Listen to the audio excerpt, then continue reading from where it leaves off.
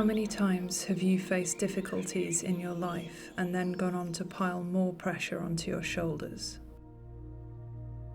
How often have you been lying awake at night thinking of all the things you should have accomplished today, even though all you wanted to do was stay in bed? These past few weeks have been like this for me. I've had lots of tight deadlines to meet, and my dad has been in hospital. That's enough stress for one person, right?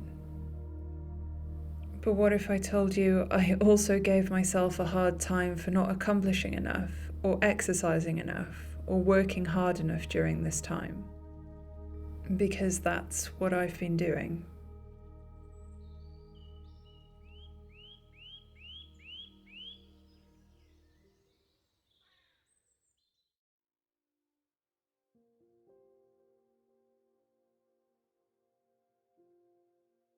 Whether we are influenced by our upbringing or our culture, we often feel this invisible yoke of pressure upon our necks to work hard and be productive, even when our struggles threaten to overwhelm us. Sometimes it can even become an existential insecurity in which we define ourselves by our externalized achievements rather than the intrinsic value of being human. I wanted to share with you the lessons I learned in shaking off the pressure I was putting myself under and allowing myself to navigate the stress of this time with more compassion and understanding. Hopefully, these lessons I learned will help you as well.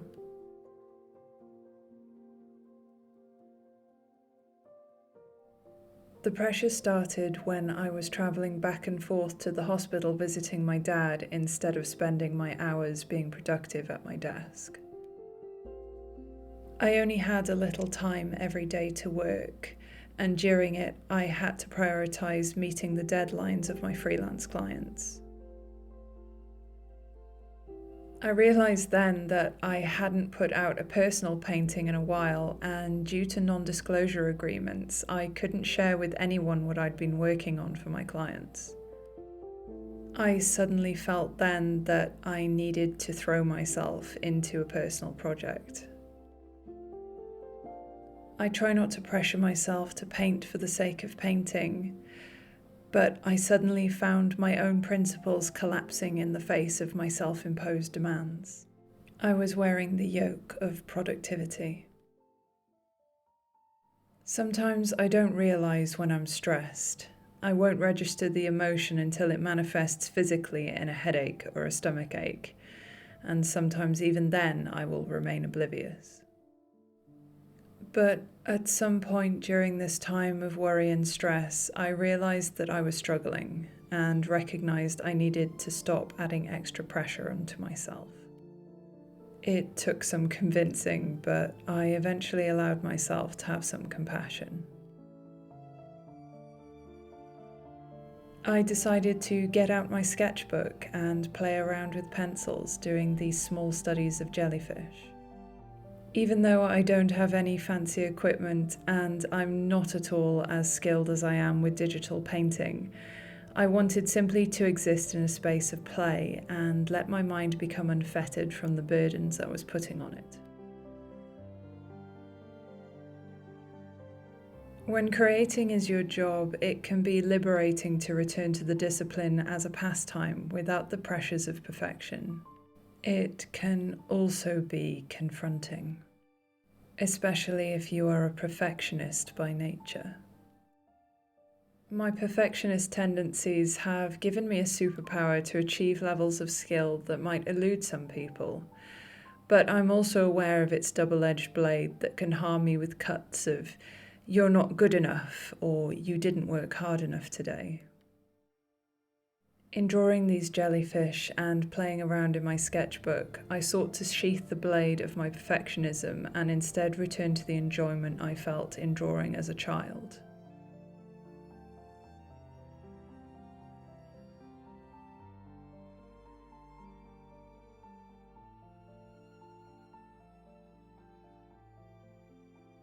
Another way of getting out of my head and finding peace in times of stress is to go out walking. We've had an extremely wet summer here, so when the sun came out briefly between showers, I had to abandon my sketchbook and go outside.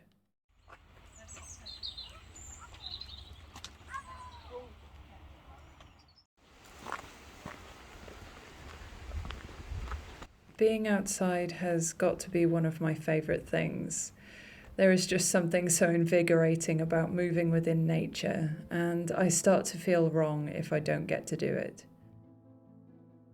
I'm a strong believer that getting outside is good for the soul.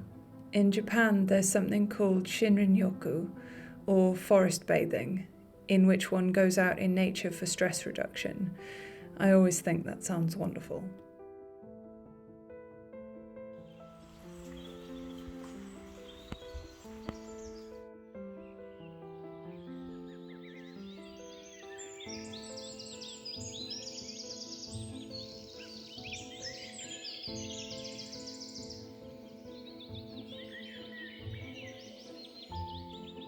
Whether it's scientific or not, I personally believe that when I go outside and practice being mindful of my surroundings and find joy in what I experience, I always feel much better.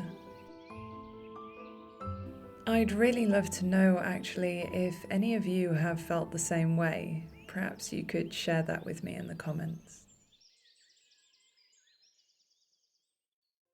We have talked a lot about the pressure we put on ourselves, but tell me, if you were to lay these burdens at the feet of a friend in their time of struggle, could you call yourself their friend? If you were a good friend, you would encourage them to take care of themselves and not to impose on themselves more pressure when life is already beating them down. You would say this without judgment on their achievements or their ability to cope with life. So why do we insist on withholding that kindness from ourselves?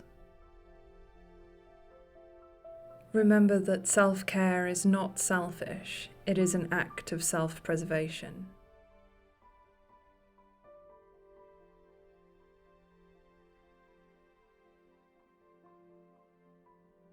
During stressful periods, we must nurture the love we have for ourselves. This is not vanity, but a profound understanding that we are worth caring for. Through self-care, we forge a lifelong relationship with our well-being, ensuring that we are equipped to navigate even the most stressful of times.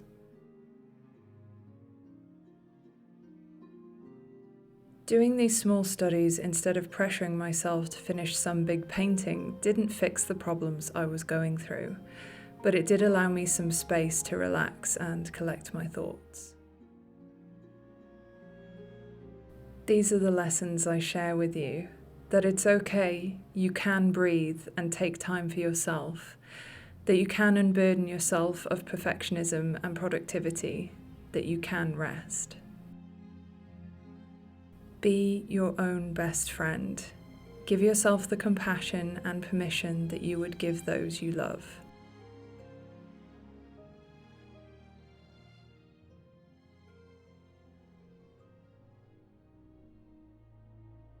Outsourcing the validation of a successful day to external factors will only lead to burnout and misery. Because only we can truly allow ourselves to thrive. I want that for you, and I hope that you want that for you too.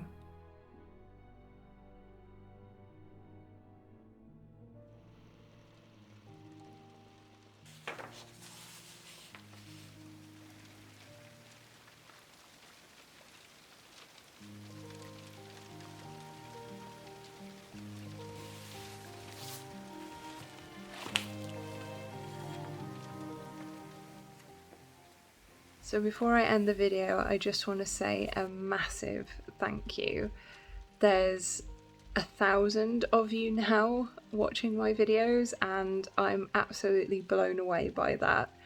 I never expected it, and certainly not after just one video, so I'm really grateful. I'm incredibly new to making videos and to being on YouTube as a creator. So I'm really grateful for all the wonderful comments you've left and for just resonating with what I had to say. So thank you. It really does mean a lot. So that's it. That's the end of the video. I really hope you enjoyed this one, and I hope it brought you some comfort. Thank you for spending time with me today, and I'll see you in the next one. See ya.